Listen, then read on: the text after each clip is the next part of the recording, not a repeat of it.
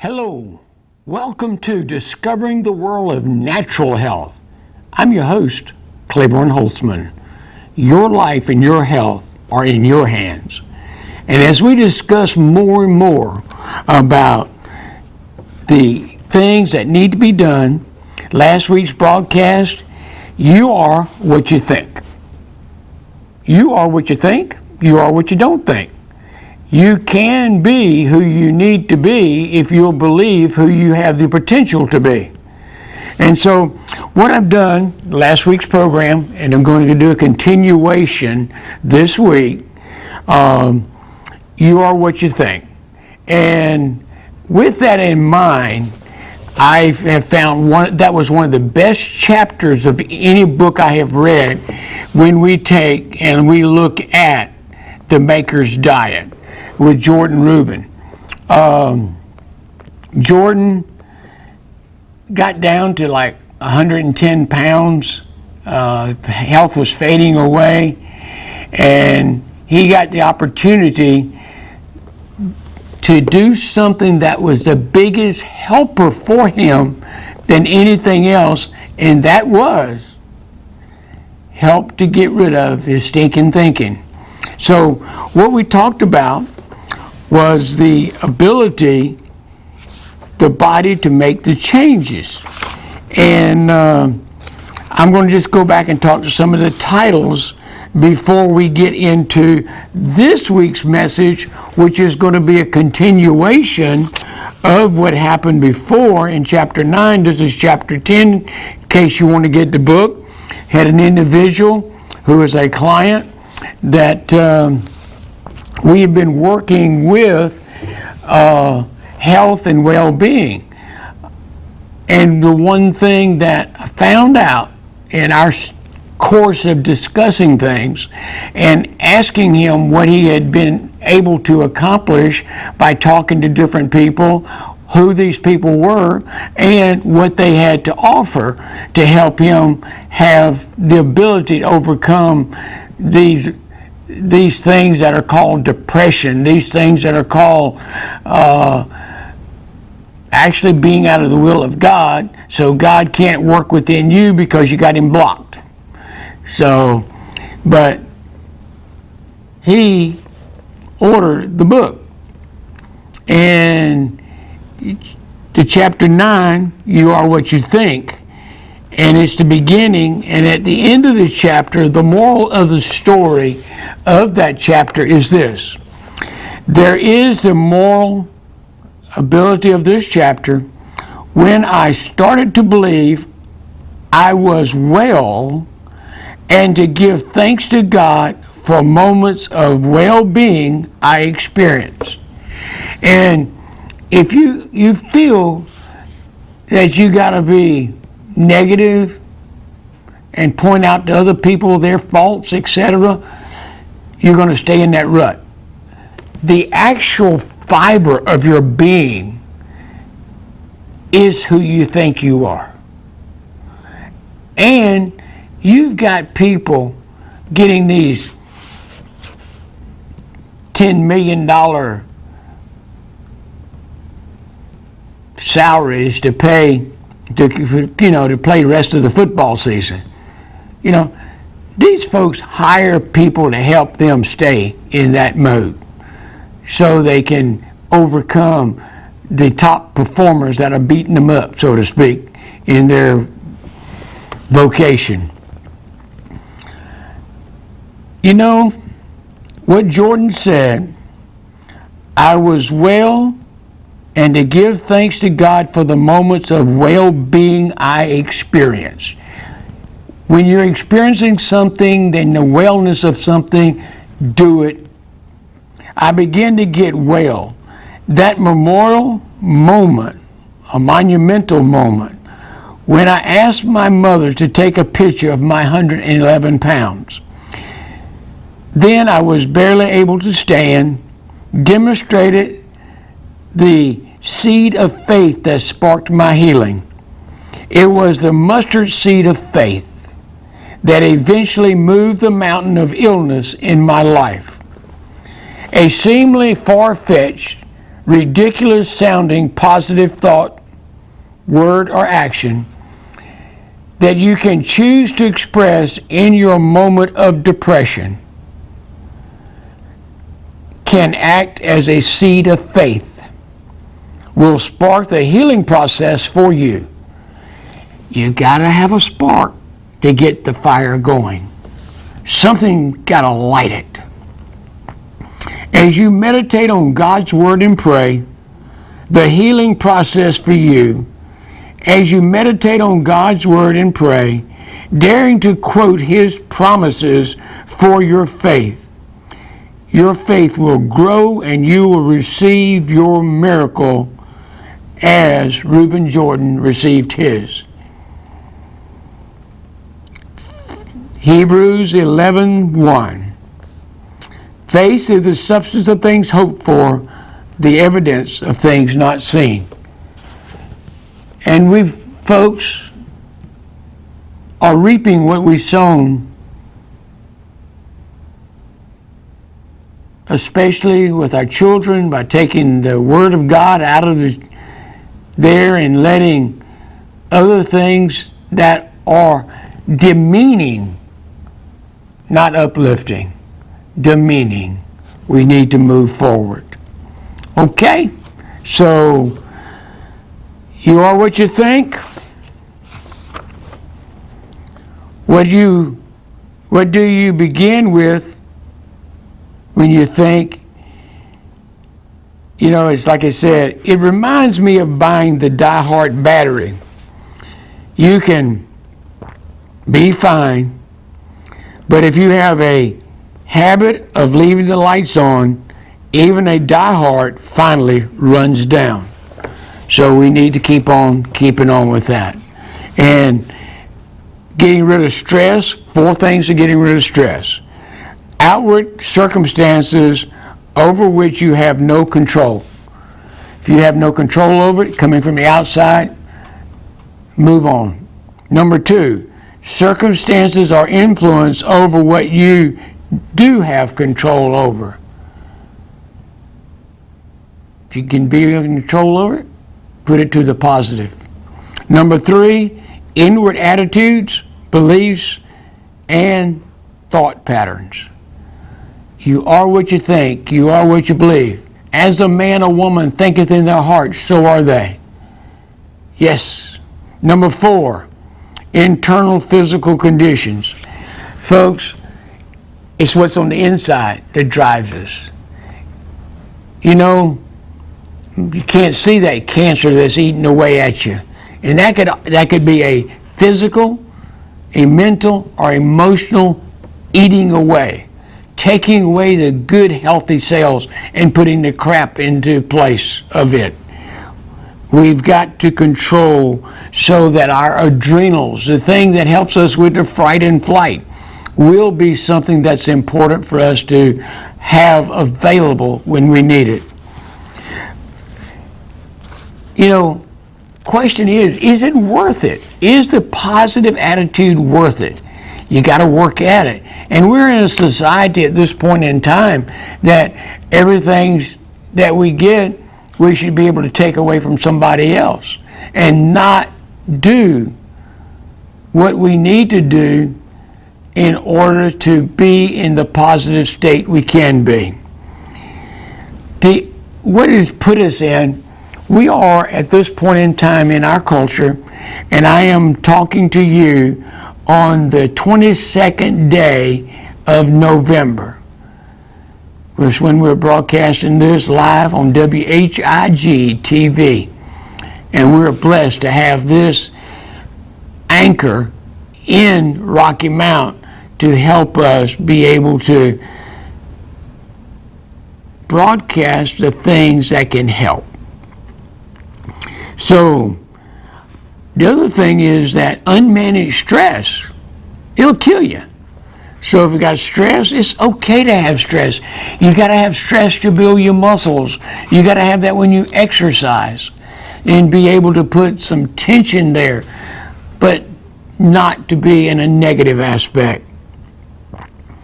The other thing is negative thoughts, negative words, negative circumstances.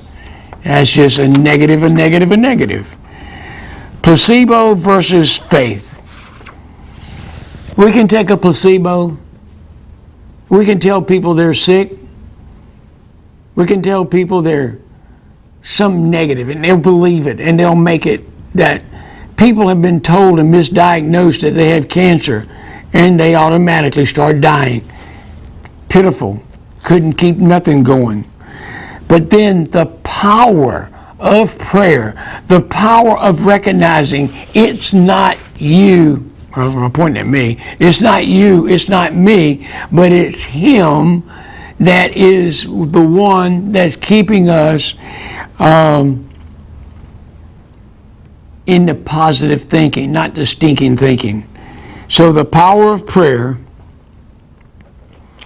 And now,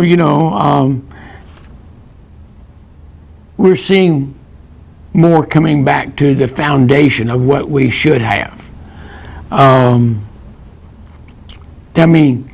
Think about it for a moment. Think of the names of your hospitals.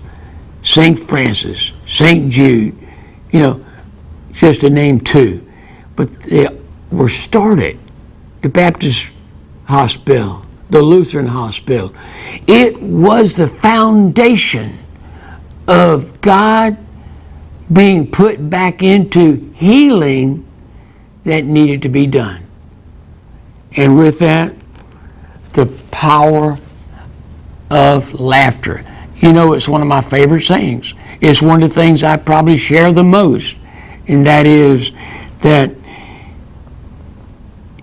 a perfect heart. And if we talk about a merry heart doeth good like a medicine.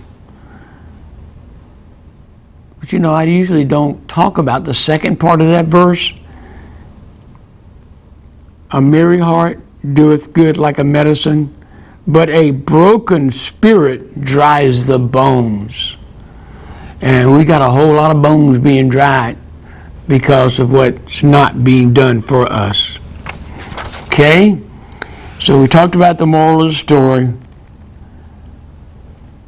and everything as well. So let's get on this day, and we're going to talk about, do you remember this in drills, fire drills at school? And that was elementary school children hear it over and over again. If your clothing catches fire, just stop, drop, and roll. This fire safety formula has some genuine application to the problem of the physical, the mental, spiritual burnout as well. It has something to say to that negativity. It has something to say when you say stop, drop, roll. What's going on physically? Stop and find out. What's going on mentally? And what's the spiritual burnout as well? We've got to make the changes. When it comes to your health, if you sense the heat of life on your backside and smell smoke of intimate burnout billowing around you, you need to just plain long stop, drop, and roll. Literally, how do we equate that? We equate that with rest, fast, and exercise.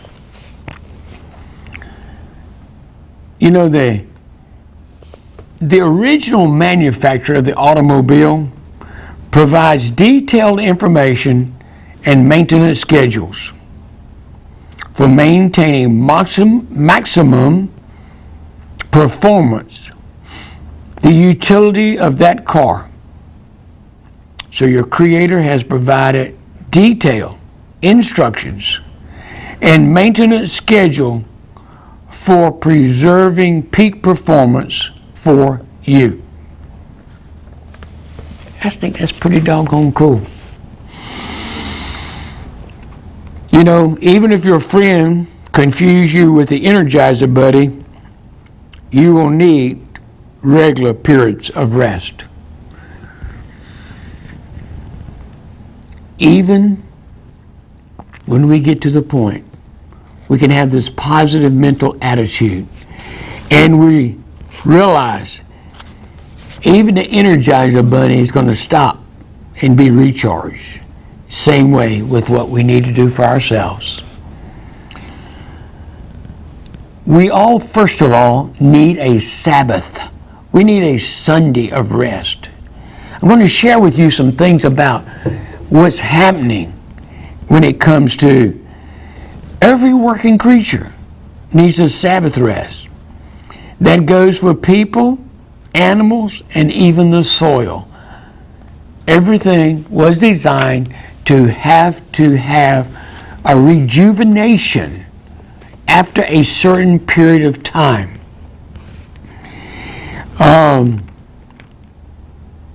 People and animals need a break every 7 days. And this is kind of interesting. And even the soul prospers with a break at least every 7 years. Every wise farmer understands the need to put crops and put fields. In other words, take the field, put a different rotation in it, so the soil can replenish at least one season every 7 years. Need to take a break. Let the soil rest. And there's some numbers that go along with it. And there's some gentleman by the name of Mark Verkler. Love this guy.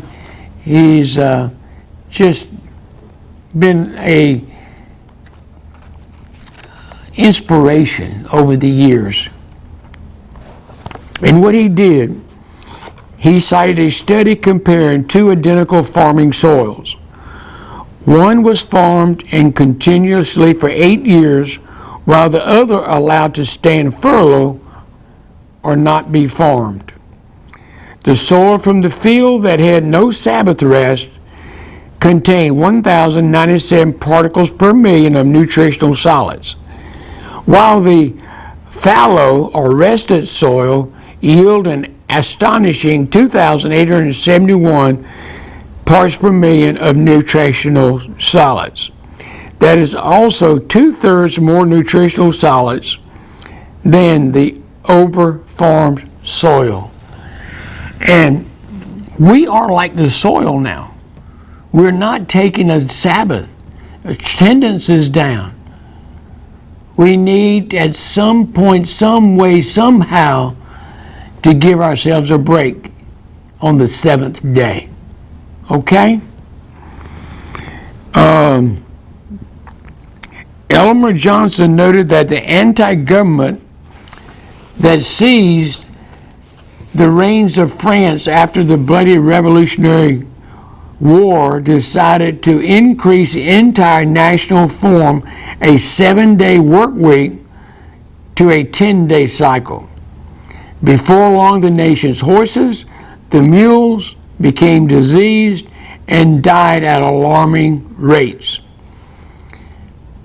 After scientists investigated, here's what the scientists found out. They found that a return to the seventh day principle was necessary to physical welfare, health, and long life, as someone said. They did the study on these donkeys and these horses, and guess what? The donkeys taught the atheists a lesson and a practical theology that they needed their rest. And we, folks, I want you to think about it. Do you rest on a Sunday? Are you taking time to be able to rejuvenate, regenerate, and let the body be able to do what it needs to do? Quit arguing with God about, I don't need to stop, I got to do this, I got to do that. At some point, we mess up. Listen to me. Here we go. Rest is critical to the health of your body and soul. Sleep is an absolute, undeniable necessity of life. Question. Those who are using a breathing machine to make it to night, why is that happening? What are we doing just to accept our value as a person and the value that God wants to bestow to us because we give Him the credit and the honor to relax and rest on the seventh day? Lengthy and regular periods of rest are equally important over the long haul. Europeans are far ahead of Americans in this area. By my observation, it is normal for many European families to take extended vacations each year for periods averaging between 4 and 10 weeks.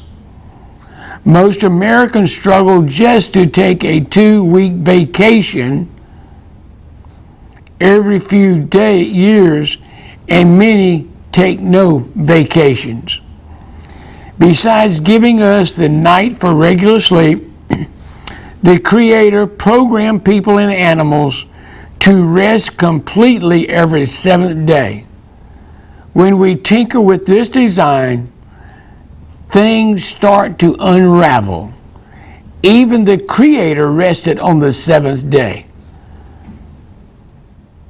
And for your information, if you want to think about it, when it comes to resting, by just stopping all labor, even the mental labor we do on ourselves, by just stopping, it is proven more exerting to the adrenal gland and the entire body than physical labor.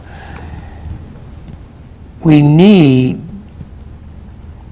to let us ourselves know we are important and that we're programmed like a computer could be programmed. And we need to put into that every 7 days. Give God the glory and thank Him for what we've been able to do on the 6 days we had. And be prepared for the next 6 before we take the 7th Sabbath off.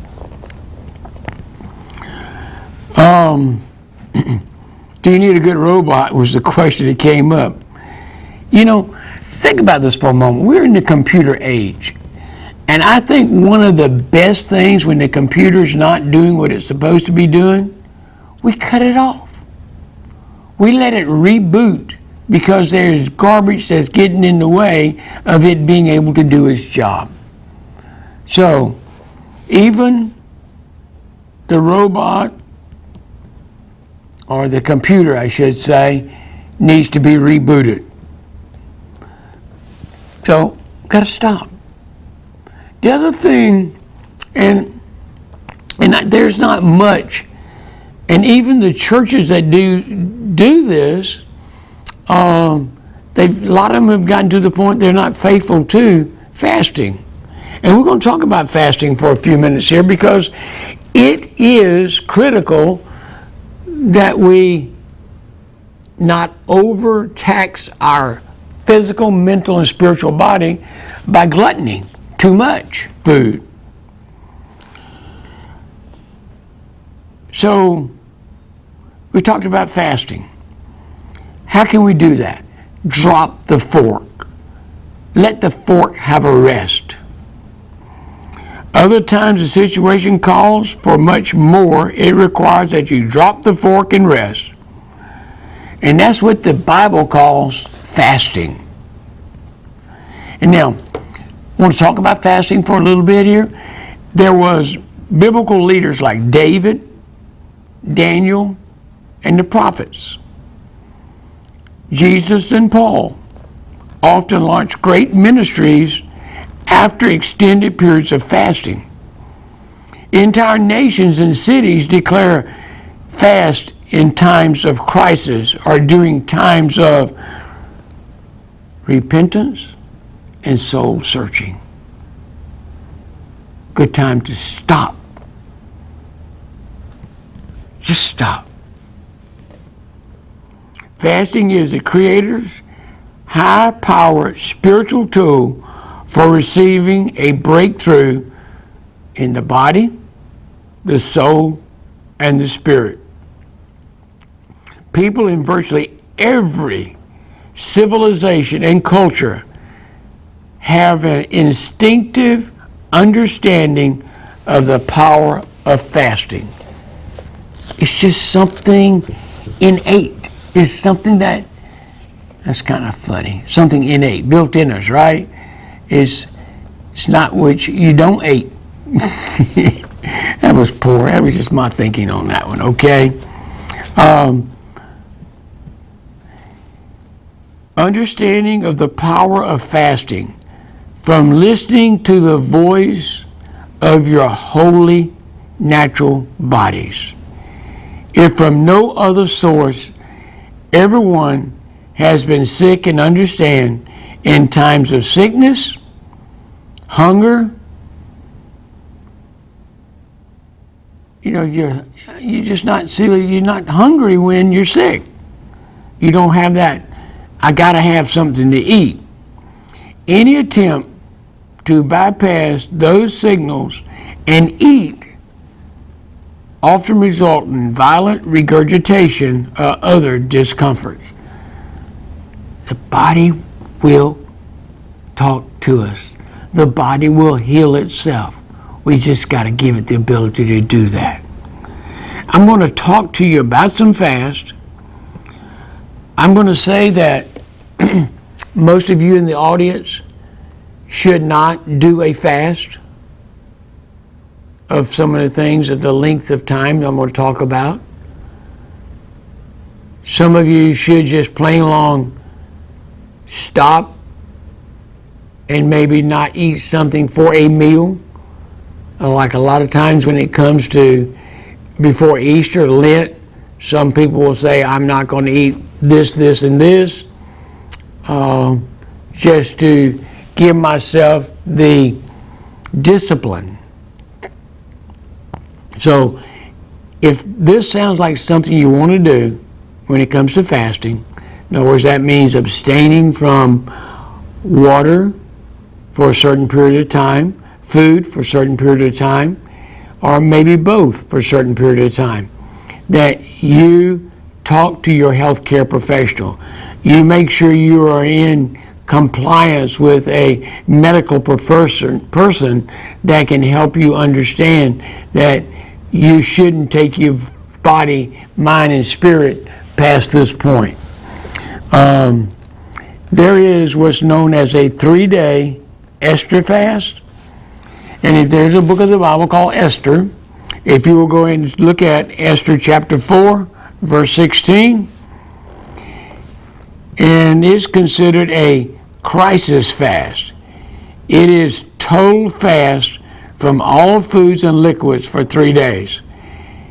Now, this is something due to the levels of the poor health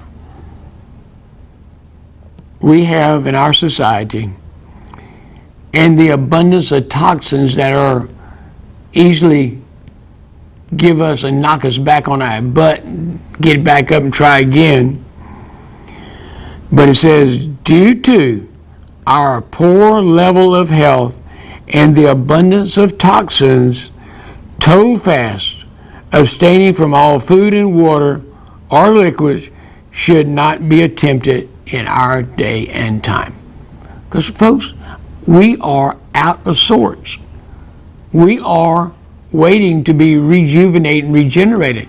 That's why I bring you and share with you about the superfoods, the things that can rebuild the body and give it the nourishment it needs, especially the micronutrients that are not in our soils today in our food.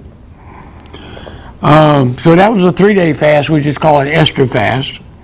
The 10-day fast is the Daniel fast.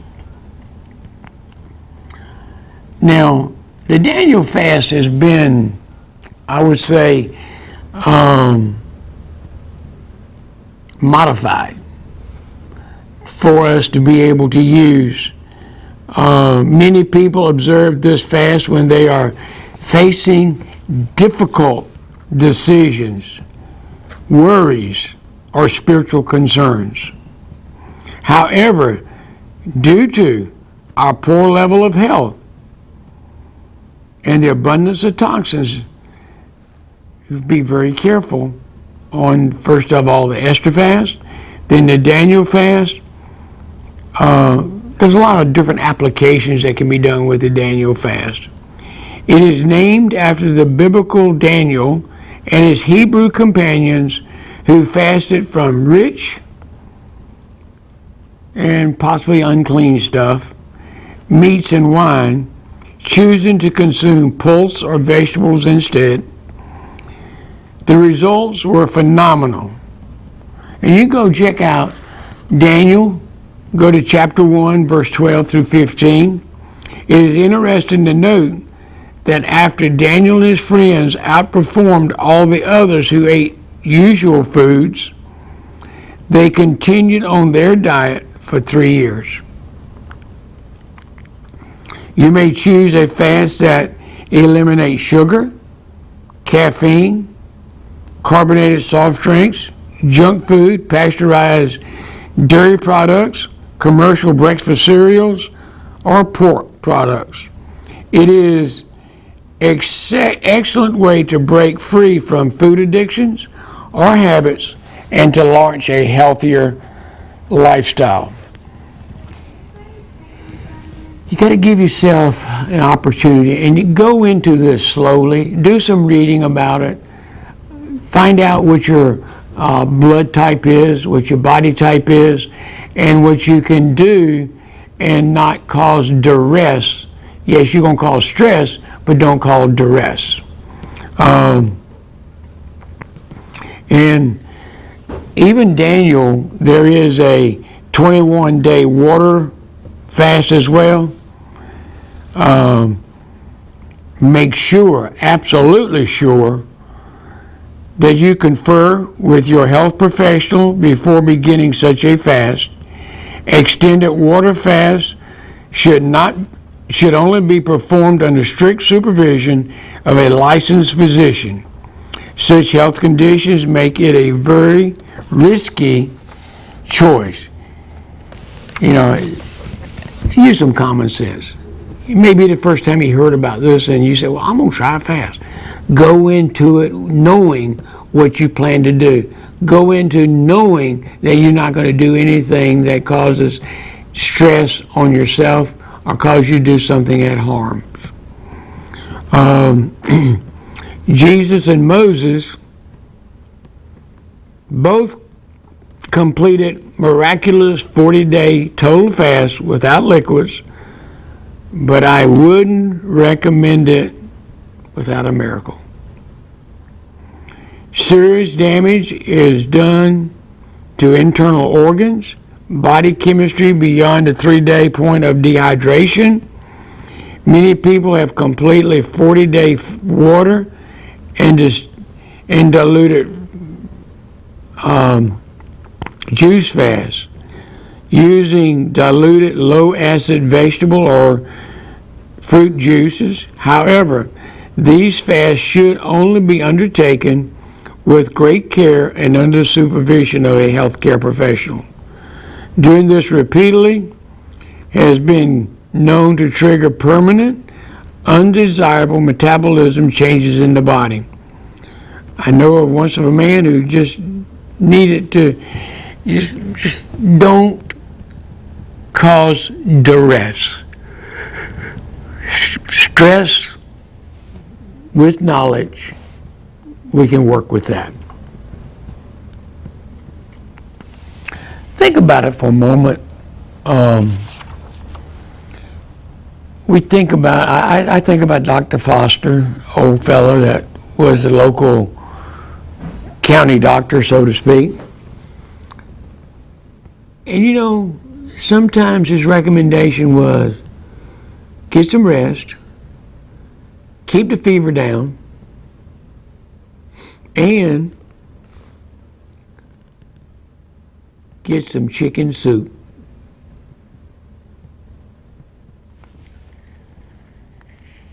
Simple, simple, simple.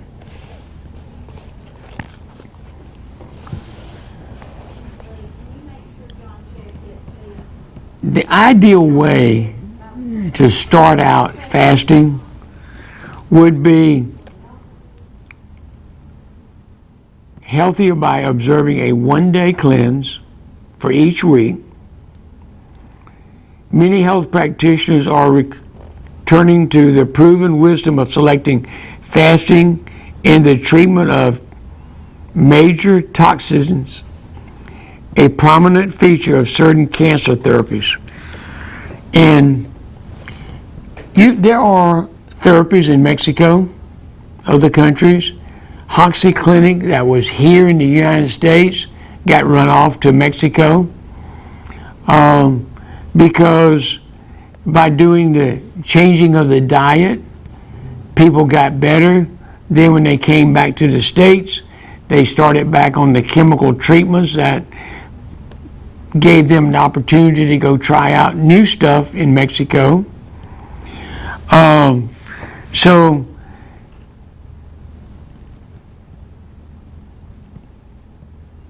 something you need to do research on, think about, okay? We went 2 weeks ago, and you can go to the archives, and we dealt with that on, hold on a minute, I'll go back and tell you when it was. Okay, yeah. On our show we did live on Monday, the 8th of November, it was Clegg's Cancer and Food Cookbook that was there. Her and the medical doctor had put together things that we talked about on that show. You can go back and if you have any question how to do it, I think you go to WHID, look up our particular show, and look up what we did on Monday the 8th, and it will help you understand foods and cancer. Remember this. Really remember this. The body we live in was designed by a God that loved us and wanted us to be his companion and just continue to love each other in each other's presence. And he did a good job of that. So he made a garden. And in that garden was everything that was needed for us to live and never die. But because of our selfishness of wanting to do what we want to do and be in control and be in charge,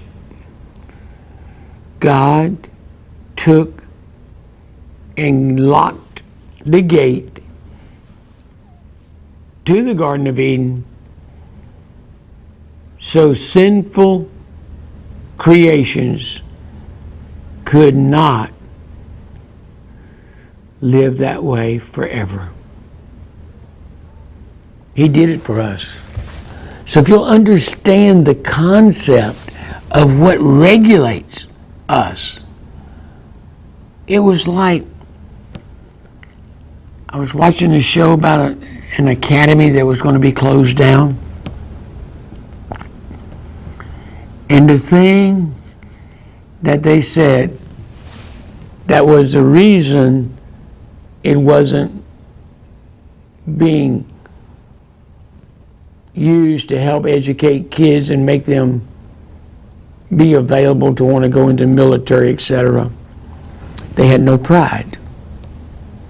We've got to have pride, folks. We've got to have pride and love what we're doing. So, chicken broth,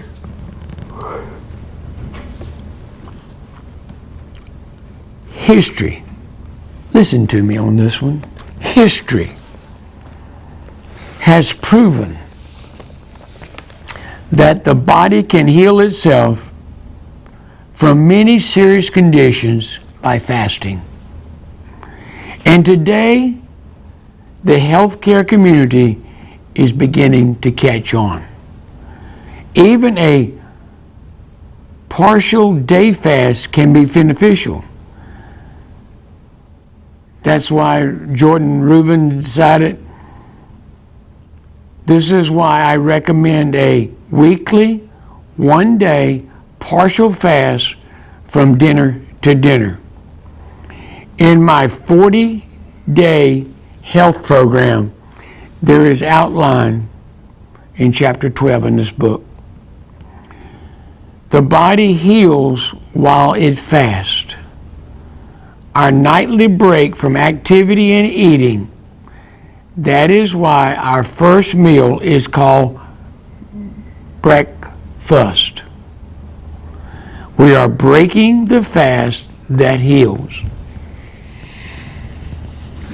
And when you put something back into the body that is nutritious, has substance, feeds the body on the cellular level with the things it needs in order to perform, and also to get rid of stuff. The other thing we're talking about fasting, we could talk about cleansing, but today we're talking about fasting. Now, let me give you a few statistics. These are by Dr. William L. Esser. It's E-S-S-E-R. Following the progress of 157 patients at his West Palm Beach Retreat Center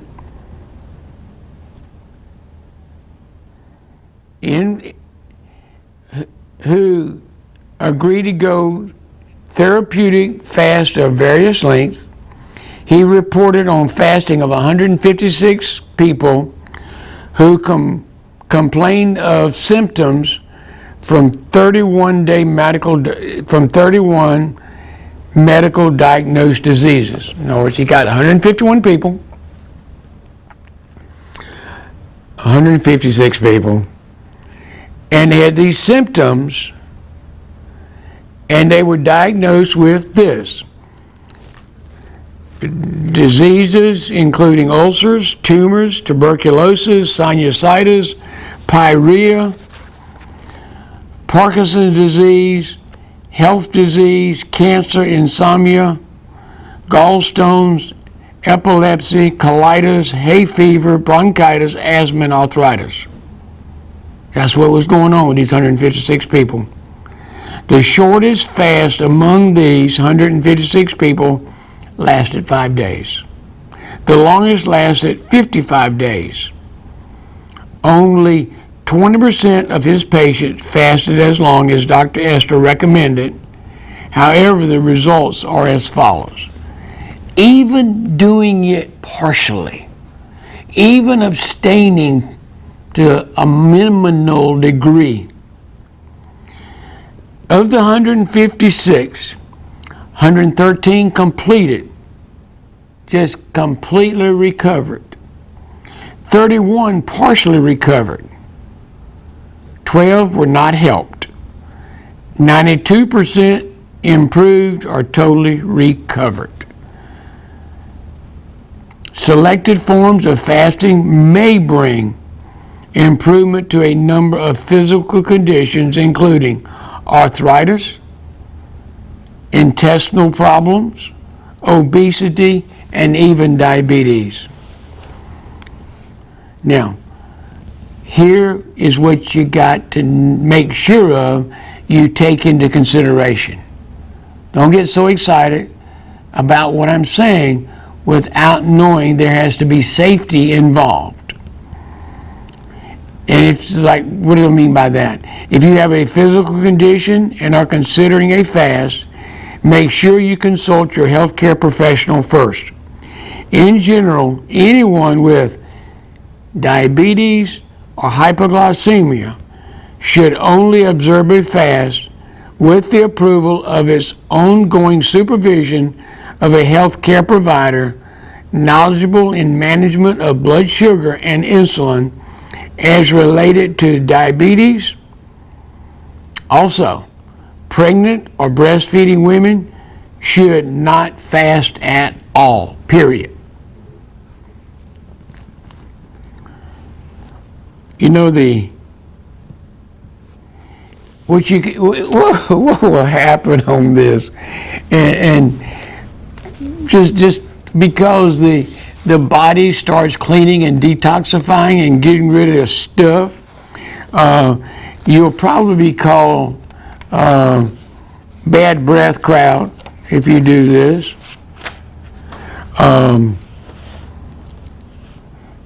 The pores, let me back up a minute.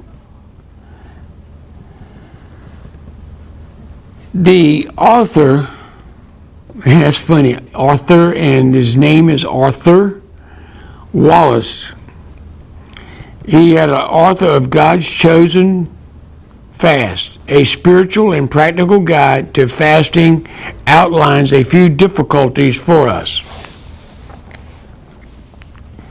The pores of the skin, the mouth, the lungs, the kidneys, the liver, and of course, and the bowels are all involved. So the medical experts tell us in the physical spring cleaning, the unpleasant taste in the mouth, a coated tongue, bad breath, and all part of the progress. The body is trying to get rid of the stuff, get rid of the toxins and the poisons. There is the familiar fasting headache, mostly caused by the reaction of the body to the sudden ceasing the caffeine from the coffee and the tea, taking and eliminating the sugars and other stimulants, a mild, quote-unquote, withdrawal symptom, as the body accustoms itself to being without the caffeine drug.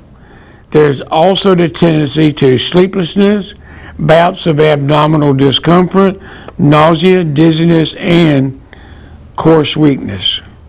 It is a physical and spiritual medicine, and our usual verdict on such. However, well, the pharmacists may sugarcoat the pill, unpleasant but good for us. It's kind of an analogy what you're going to be doing. And the other thing is, it is amazing to me the number of people have stomach problems and what's going on.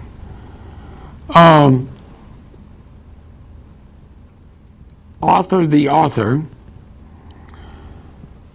he says that also presents a list of benefits from fasting that include bright eyes, pure breath and skin, and a renewed sense of well-being, adding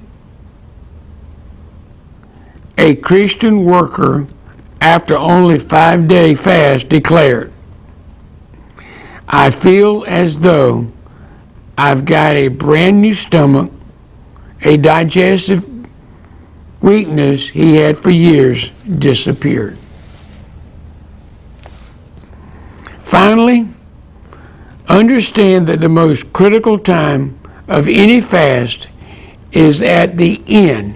And please, I remember kind of like a horror story of the teenagers in the adult Sunday school classes. The kids that they had raising money for an orphanage, fasting, and then when they got ready to start eating, they didn't break the fast gradually. They went from not eating or limited eating and drinking water to all of a sudden going back with French fries and hamburgers and this kind of stuff. First of all, remember, as you continue to fast, your stomach will shrink. Now, don't get me wrong, your stomach will also stretch back and make room for all the things you want to overeat for as well. So it's just something I remember that didn't come out pretty. But finally understand that the most critical time of any fast is at the end, when you begin to reclimatize your cleansing digestive system to food once again. Do not gorge yourself on breads, cakes, meats, or even large amounts of vegetables. Your stomach literally shrinks during the fasting process. It will stretch out again, and this should happen gradually. Be sure to break longer fasts with broth, antacid liquids such as raw vegetable juices, fruits, vegetables, and raw cultured dairy. So that'd be the first day to kind of go back to it slowly. Then gradually work your way back to a regular diet over a period of 2 to 4 days.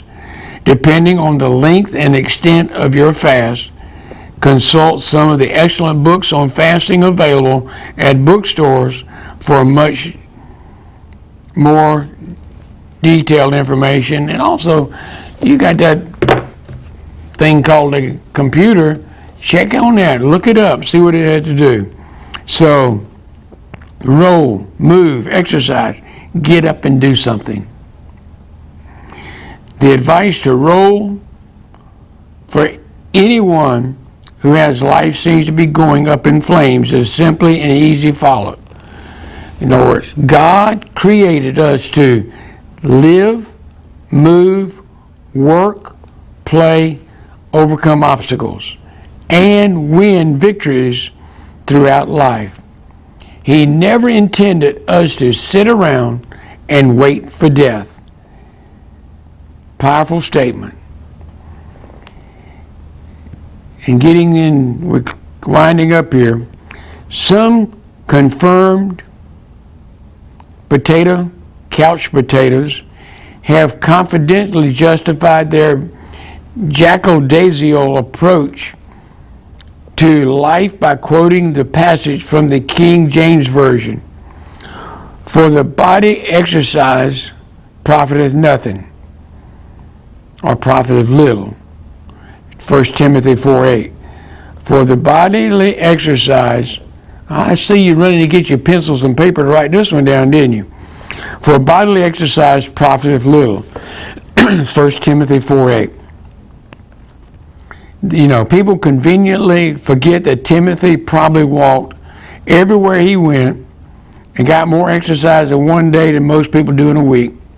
Modern translations more accurately paint the picture and remove the lazy boy loophole. And quote, for physical training is of some value. 1 Timothy 4:8. Trying to open up the windows of your heart, your mind, your soul, and your experience to realize that we have control.